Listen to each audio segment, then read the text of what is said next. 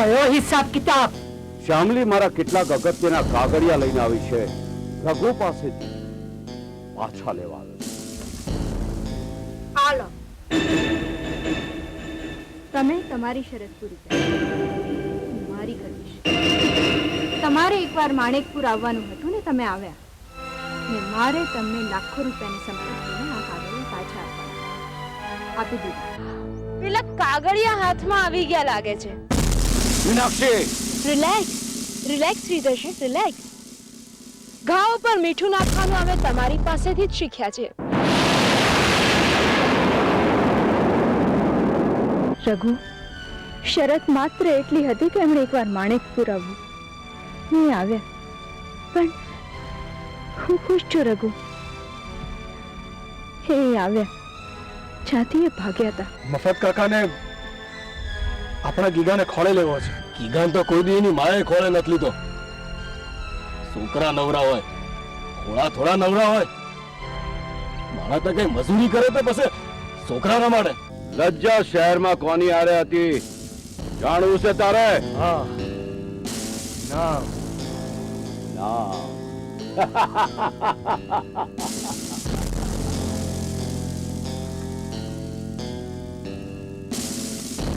રઘુ,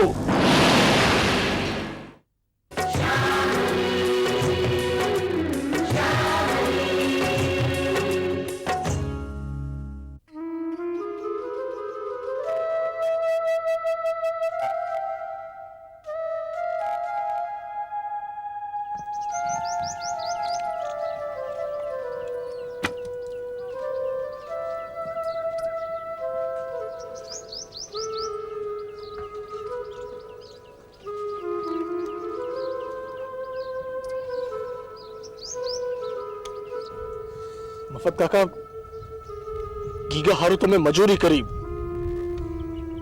એના માટે અહીં સુધી આયા. એ તમને દાદા કહીને બોલાવતો ત્યારે તમારી આંખો ભીની થઈ આવતી. એના હારું તમે કંઈ પણ કરવા તૈયાર હતા, અને એના બાપાએ જ્યારે ના પાડી તો ચૂપચાપ હાલી આવ્યા ત્યાંથી.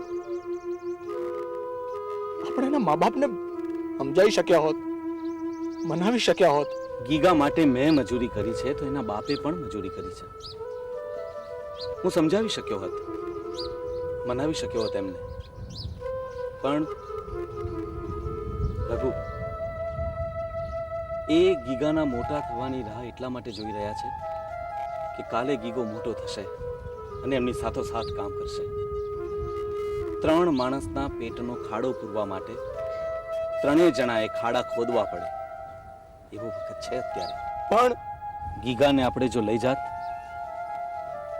તો એની માં મરી જાત રઘુ. અને નહીં લઈ જઈએ તો તમે જીવી શકશો એના વગર? જીવી ના શકવું એટલે તો મરી જવું નહીં,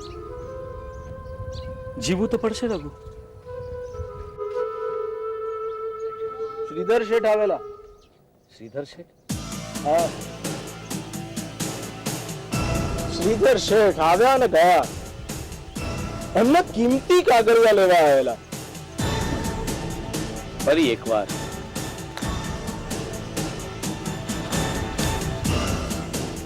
એકવાર એમના કિંમતી માણસોને ભૂલી ગયા. કિશન તો મને ગમતો તો ખરો. સેટ પણ થયું હતું અમારું, વિવાહ થવાનો હતો. લગ્ન પછીના કંઈ કેટલાય ઓરતા મારા હૈયો ઉમટી પડ્યા હતા.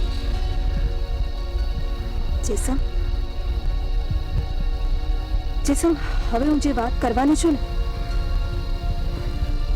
આજ લગી એમને કોઈને કરી નથી. સગપણ પછી એક દાડો સમી સાંજે કિશને મારો હાથ ચાલી લીધો ને એ માંગ્યું જે લગ્ન પછી મેં સામેથી જ દઈ દીધું હોત. એરું આપડી ગયો હોય ને એવી પીડા થઈ હતી જ્યારે મને અડ્યો હતો. ના પાડી, એને બહુ મનાવી મને. કહ્યું વિવાહને હવે કેટલી વાર છે, પણ મેં ના પાડી. સૂરજ ડૂબતો જતો હતો ને હારે હારે અંધારામાં મારા ઓરતાએ ગરકાવ થતા જતા હતા. જેસંગ હું ભાગી આવી ત્યાંથી ફોક કરી નાખ્યું મેં સકપણ. ગમતા માણસમાં એક થાપ ખાઈ ગયું. જેસંગ લજ્જાનું શું થશે? એને તો અર્જણ ગમતો પણ નથી. ગમતો છોકરો ના હોય તો શું થયું સોનલ? મારા મા બાપુજીના માથે મારું કલંક છે. આ બધા મને ખરાબ માણસ, ગુંડો સમજે છે. જેલમાં હતો એ કદાચ હું ભૂલી જાઉં, પણ આ ગામ ક્યારેય નહીં ભૂલે. આ બધામાં માંડ માંડ લજ્જાના વિવાહ ગોઠવાયા. અરે મારા મા બાપે એમના હાથ પગ જોડ્યા છે. અર્જણ નહીં, અર્જણ જેવો બીજો કોઈ. શું ફેર પડવાનો? ફેર પડે છે જેસંગ, ફેર પડે છે. મોત ભગવાન મોકલે ને આપણે સુખેથી આંખો મીચી દઈએ અને વખ ગોળીને કમોતે મરીએ ને, એટલો ફેર પડે છે. આ વિવાહ એટલે લજ્જા માટે કમોત સિવાય બીજું કંઈ નથી. એને જ્યાં જવું હોય, જેની હારે જીવવું હોય એની હારે જીવવા દો. અને લોકોનું શું, એ તો કંઈ પણ કહેશે. તારા જેલ જવાને કારણે તમારે કલંકિત થવું પડ્યું હોય તે લજ્જાનો વાંક કોનો? લજ્જાને કોણ ગમે છે? જેસંગ, રાજી થવાની જરૂર નથી, સમજતું પૂછું છું. શહેરમાંથી જે આવ્યા છે ને એ મહેમાન મસ્તીન બાવા બહુ સારો માણસ છે. તું કઈ રીતે ઓળખે એને? કઈ રીતે મળી છું એમને? હું બહુ વાતો કરી છે એમની હારે. બે ચાર દાડાથી ઓળખે છે તું એને? ઓળખાણ માટે તો આંખ ખોલીને બંધ કરીએ ને એટલો વખતે બહુ થઈ જાય. એમ? કિશન ગમ્યો તને અને તું એને ઓળખવામાં થાપ ખાઈ ગઈ. ત્યારે ક્યાં ગઈ હતી આ સમજદારી?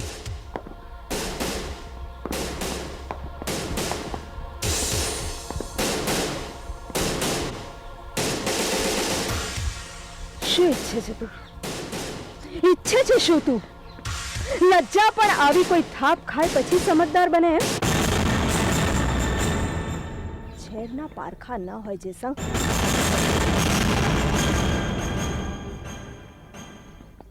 અને જીવન સાથીની પસંદગીના પણ પારખા ન હોય. તારી હામું જો, અરે મારી હામું જો. આપણા બંનેની ઉંમર વધતી ચાલી છે. તું કોણ?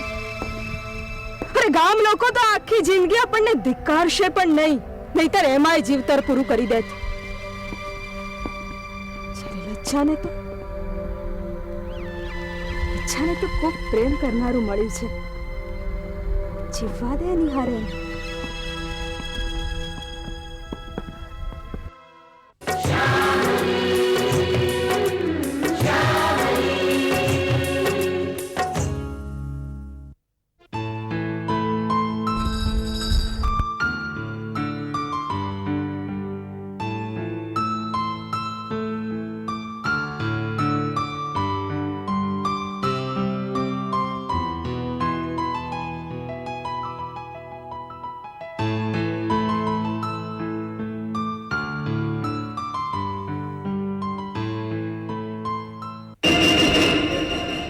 એ સાંભળી, રઘુને ક્યાં સંતાડી રાખ્યો છે?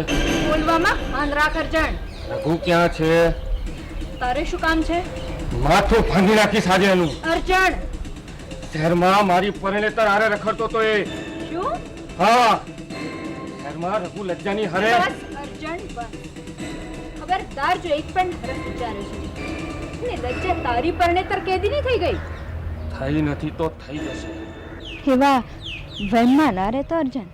ને લજ્જાને જો તારી પરણેતર બનાવી હોય તો પહેલા એનો થરથાર બનતા શીખ. જે છોકરી હારે વિવાહ કરવાનો છે એની પર વહેમ રાખે છે લજ્જા તો ગંગા જેટલી પવિત્ર છે અર્જુન. ને રઘુએ જો આજ લગી કોઈની સામે આંખ ઊંચી કરીને જોયું હોય ને તો એ આ શ્યામલી છે. તારી વાતોમાં આવે એ અર્જુન નહીં. રઘુ આવેલો તો કહેજે મને મળે. બધાને પણ છોડવાનો નથી. સમજી ગયા? ના સમજાતું હોય તો સમજી જજે.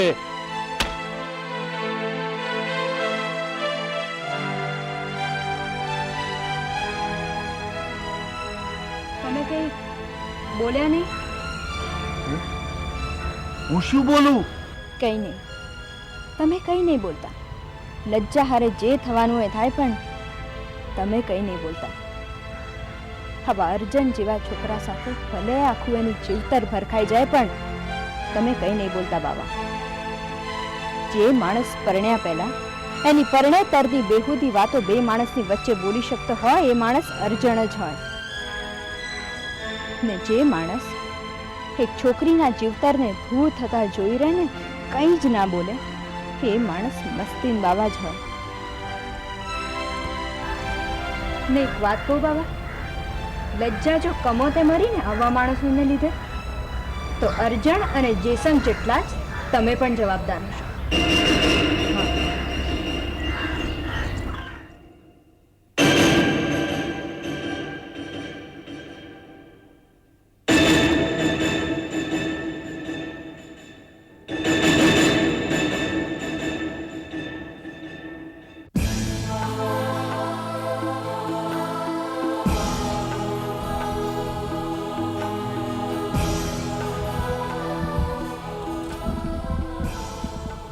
કાલે સગપણ થશે. આ એક જ સંબંધ, આ એક જ સગપણ એવું હોય જે માણસ જાતે નક્કી કરે. હું તો એ ના કરી શકી. પણ માં, તું ચિંતા નહીં કર. હું રડીશ નહીં. તને ખબર છે, મેં તો મારી બધી સૈયરોને કહી દીધું છે કે તમારે બધાએ આજે આવવાનું છે. બધાએ ગરબા લેવાના છે. મેં બધાને કહી દીધું માં. તને ખબર છે માં, મેં એ લોકોને એવું એ કીધું કે વટથી ફરજો મારા વિવાહમાં. ને સામેવાળાને ખૂબ હેરાન કરજો. માં, તું જરાય ચિંતા ના કર. બસ હું એવું કંઈ નહીં કરું કે તને ને બાપુને દુઃખ થાય ને તમે કહેશો ને તો આ ઘર છોડીને જતા, તમને એકલા મૂકીને જતા રડીશ પણ નહીં. બસ બસ બેટા બસ. આવું કરે બસ બેટા બસ. જાજુ ન બોલતી.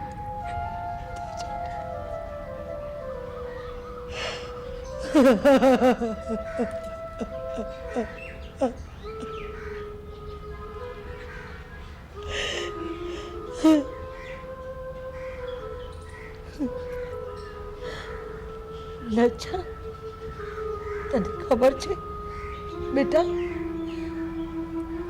અમે કેવી રીતે આ લગ્ન કરવાનું કહે છે અમારું મન જાણે છે. આ તારા બાપુને ને મને, અમને બેને રઘુ બહુ ગમે. હા, બહુ ગમે બેટા. દીદી તે નહોતું જોયું?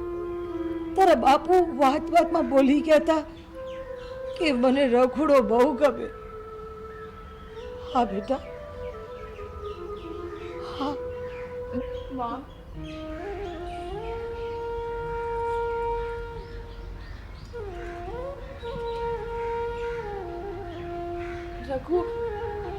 રઘુ મારો બાળપણનો ભેરું છે. ને બાળપણમાં તો આકાશમાં દેખાતો ચાંદોય ગમે ને એને જોઈને આપણે આપણી હથેળીએ ફેલાવી દઈએ. પણ એનાથી કંઈ ચાંદો આપણો થોડો થઈ જાય. રઘુ તો મને ગમતો. બસ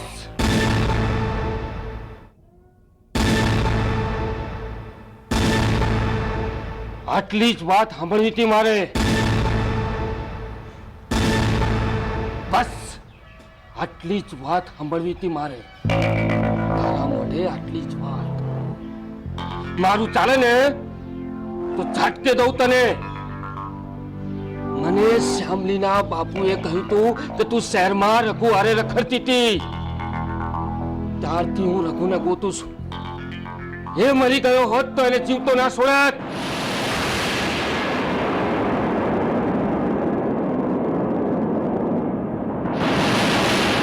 સારું થયું આજે તારા મોઢે રઘુનું નામ સાંભળી લીધું મેં. હવે વાત છે તારી.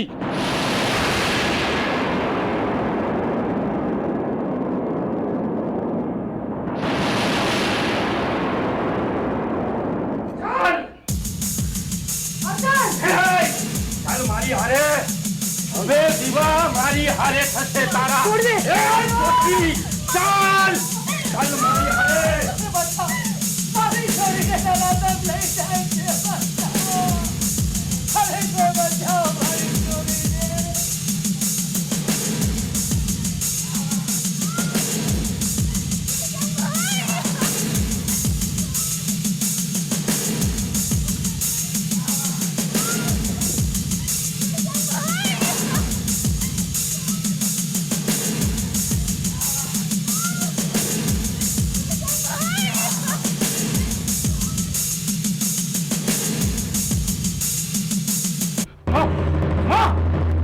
બેટા અર્જુનીઓ લંચાને લઈ ગયો મારી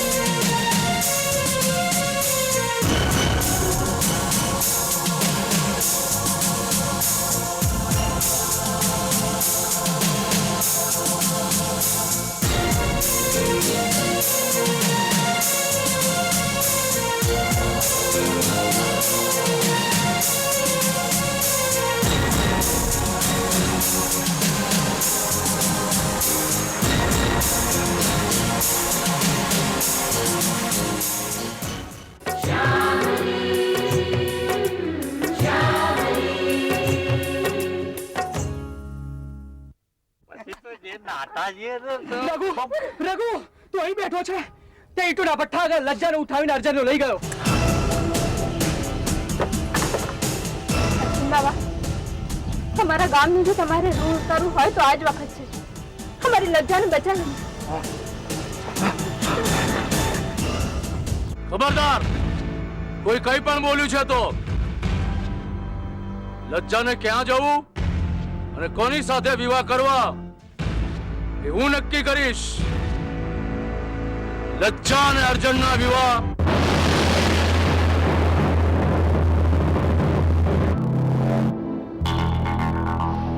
નહીં થાય. તમે સાચે સાચ લજ્જા સાથે? ના, એક સવાલ પૂછું છું ને, શું તમે હાથે જ જેસંગ સાથે? ના.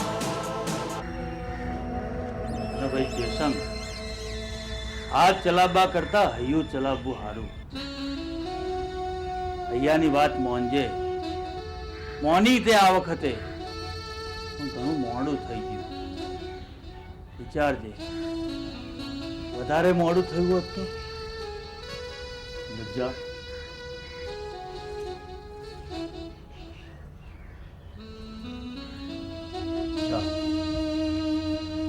જા આ લોકો સાથે શહેરમાં જા.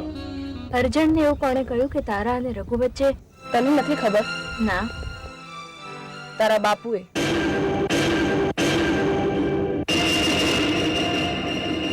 તારા બાપુએ અર્જુનના કાન ભર્યા શામલી. દુશ્મન બનાવી શકે? કોને? કોના? કેપી સરિતા, જમના, શ્યામલી, મસ્તિન લજ્જા અને અનંત મીનાક્ષી એકબીજાના દુશ્મન બની જાય તો? સરિતાબેન, લજ્જાના વિવાહ સારું થયું. એના વિવાહ ફોક થયા ને બહુ સારું થયું. મસ્તીન બાબા બહુ સારો માણસ છે. એ લજ્જાને સાચવશે. ને પછી પતિ પત્નીના હાથની રેખાઓ એકલા હાથોમાં અધૂરી. અગ્નિ પરીક્ષા તો હંમેશા સ્ત્રીઓએ જ આપવી પડે છે,